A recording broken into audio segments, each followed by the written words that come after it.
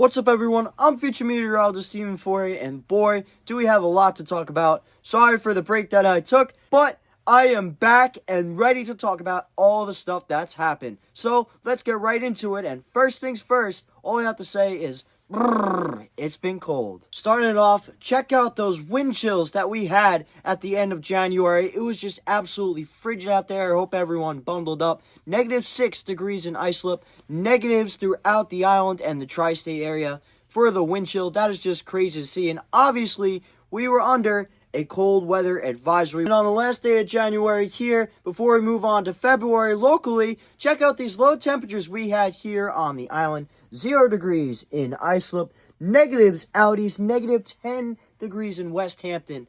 Absolutely frigid, crazy cold temperatures. Please, I hope everyone stayed warm and stayed safe during this vast cold. Now, as this is a catch-up weather news, I will come back to events that happened throughout the country, but not in our area. But first, let's get through our local events.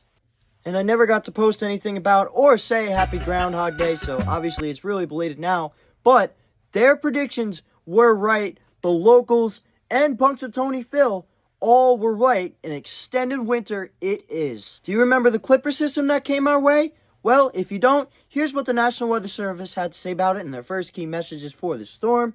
Light snow Friday night, and of course the dangerous wind chills. Arctic cold front came through, which was that Clipper system. We had some wind gusts, which of course bring those wind chills. And please, I hope you always keep up with the National Weather Forecast and subsequently with the Groundhog's prediction and the National Weather Service, all these wind chills.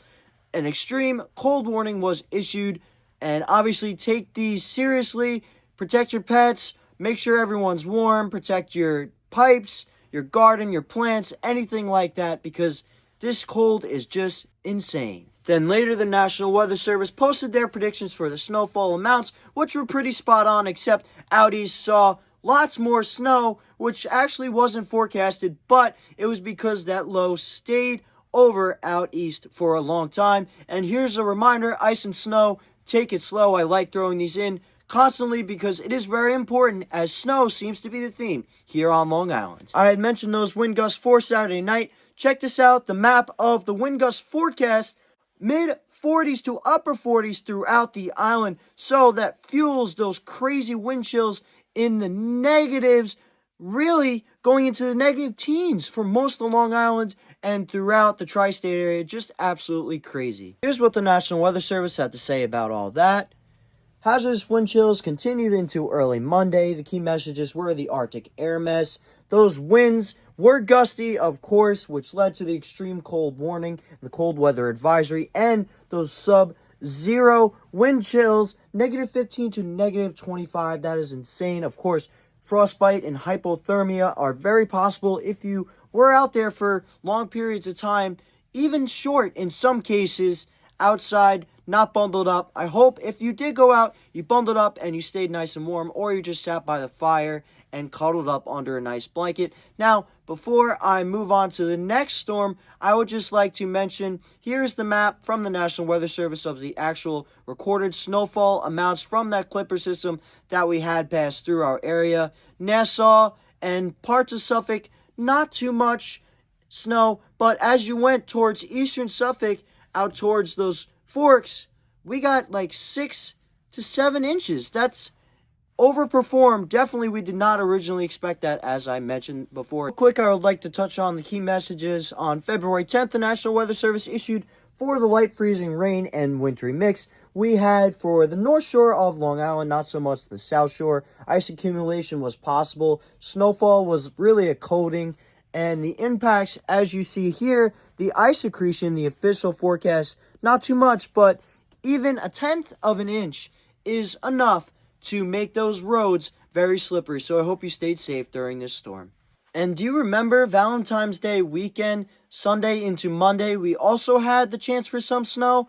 Well, the National Weather Service describes it here. Key messages, light snow was possible, and of course it's going to make the road slippery and all that stuff. We really didn't get much snow, but we still got a graze, which was interesting to see, especially Valentine's weekend. So, moving on to news throughout the United States now, non-local. Of course, they had extreme cold as well. Here's what the National Weather Service had to say about that: extreme cold and dangerous wind chills, damaging winds, and snow squall potential. And then it goes on to talk about cold weather safety, which is extremely important in these extreme cold conditions. And I'm sure you heard about it, but we also had record cold down south in Florida. Parts of Florida even saw some snow. It's really crazy to see. This winter has really been something. Talking about a crazy winter, do you remember Winter Storm Gianna at the beginning of February? Well, if you don't, here's a little recap from the National Weather Service key messages. There was a major winter storm which came with the blizzard potential, coastal flooding potential, and cold conditions, especially in North Carolina. That was the main, but even down south in South Carolina and across that I-95 corridor. Of course, this affected travel massively, and here you can see some snow totals which are crazy to see down south. You think of snow, you think of the north, you think of New England. No, that was down south. Pretty crazy, right? Snow really is the conversation of this video. Now, going up to Buffalo, central New York, check out this lake effect snow off of Lake Ontario. Pretty crazy to see that radar imagery, the traffic. Man, that brought some hazards, as well as a snow squall. Here was the snow squall warning issued there. There were multiple of it. Similar here, you could see the crazy widespread snow on the radar up in Buffalo. Really bad travel conditions. You could barely see anything, and the overview there from the National Weather Service. But they also had some ice. That's right, here's what the National Weather Service forecasted in their ice amounts. Those are pretty significant. Of course, the temperatures hovered at or just below freezing, which causes this, and the forecast ice accumulation was 1/10 to 1/2 of an inch in the advisory area. That is pretty scary because you know icy roads are no good. But wait, that's not all. Cold, winter, snow, severe weather too. That's right, there is a severe thunderstorm warning, multiple of them, in central New York and throughout the United States. Look at that in the Midwest, an enhanced risk of severe weather return for the first time in a while. Here was the National Weather Service's key messages talking about that. The Thursday, February 19th, severe weather. Severe thunderstorms were expected across the Midwest and lower Ohio Valley.